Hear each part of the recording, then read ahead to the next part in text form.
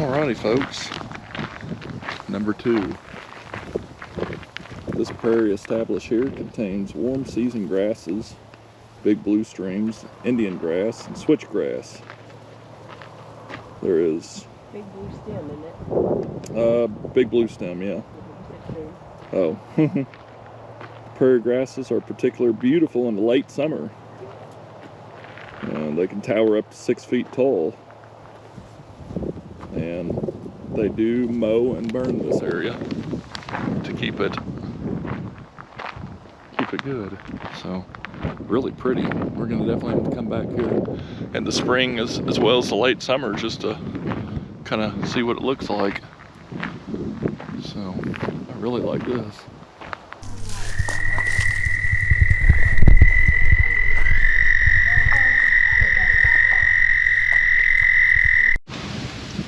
Well, howdy folks.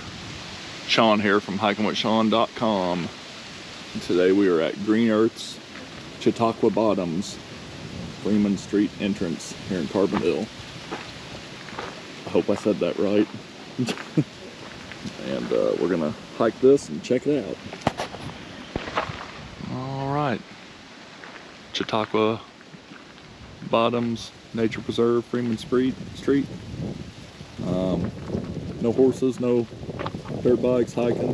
That kind of tells me you can bring a bike. So,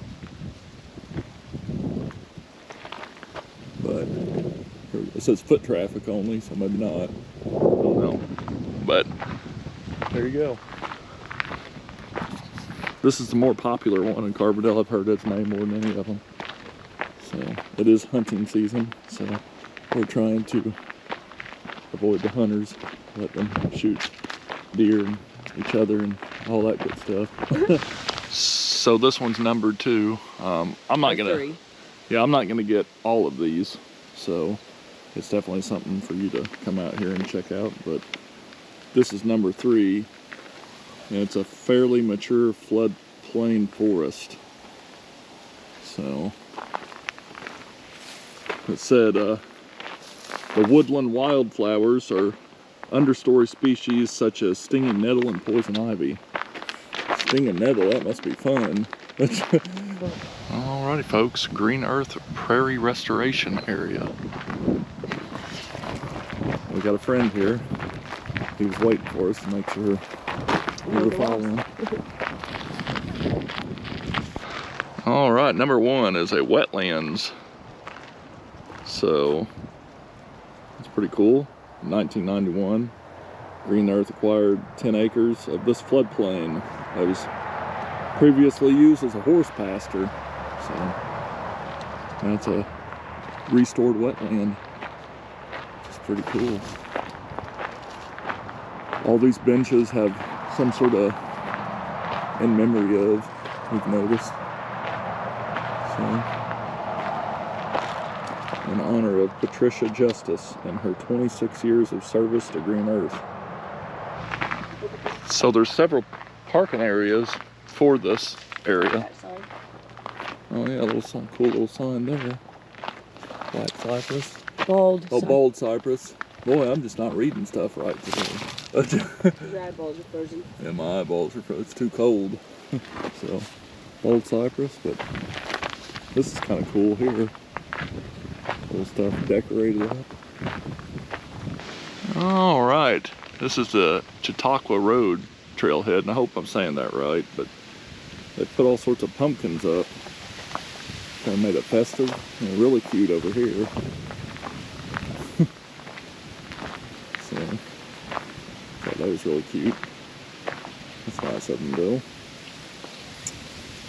How to speak cow. Carbondale Public Library, Booktacular Pumpkins. That's what that is. That is really cool. Kind of stuff like this just makes me love Carbondale. Here's more wetlands restoration.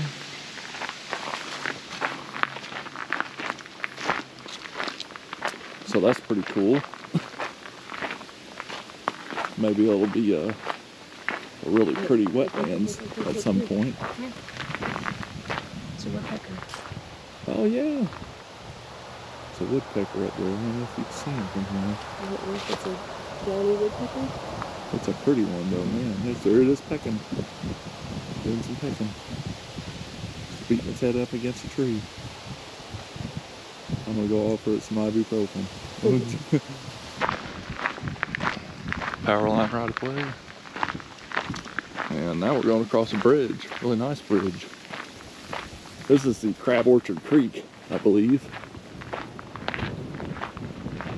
No, it's not. It's Bay Creek. Bay Creek. So, really nice. And it's a very dry creek, that's for sure. Yeah, that's a lie. Very dry creek. Nice bridge. Yeah, nice bridge.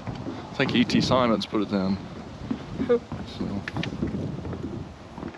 Alright, number 10 is forest communities are often a good indication of water stability in the area. There is a distinct stand of flood-tolerant tree species here, river birch. River birch community surrounds an old oxbow of Little Crab Orchard Creek, which is right there. It is not a good creek right now. It's very dry. It's still in drought mode. Really cool. I love the interpretations that Green Earth has put up. It's really made these trails educational. So, definitely a good place to bring the kids and anyone who wants to learn more, adults even. I mean, this is pretty good knowledge for everyone. So. Alright, exotic invasive species are abundant here. Particularly the thorny vine called multiflora rose. And a little tidbit about that is a lot of that was planted by the Forest Service and stuff.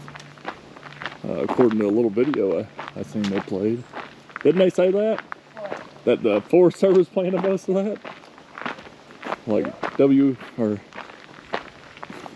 WPA and CCC and all that? Because it was probably pretty. Well, And erosion control. So, but it's definitely not fun. Hackberry. Pretty big trees here. Alright, got a number 8 here. Let me find that. Little Crab Orchard Creek eventually meets Big Muddy River and drains into the Mississippi River. The creek here has been cutting into the sides of the bank because of channelization downstream. One concern about bank cutting is the increased sediment carried by the stream.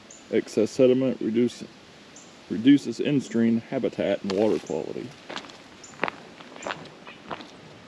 So, and you can see that it's doing quite a bit of that, cutting into it, the sides of it. Definitely a pretty creek. Number 7. Fallen trees in the forest and streams are tremendous sources of energy for the ecosystems.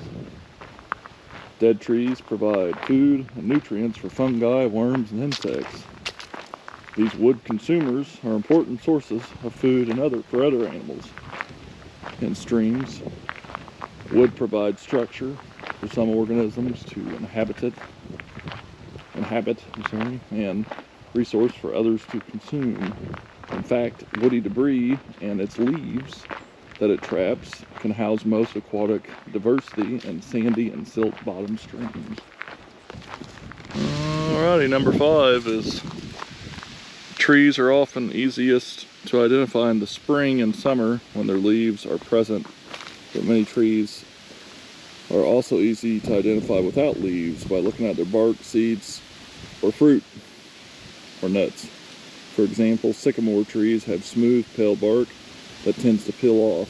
Shagbark hickories have very rough and shaggy bark. Shagbark hickory?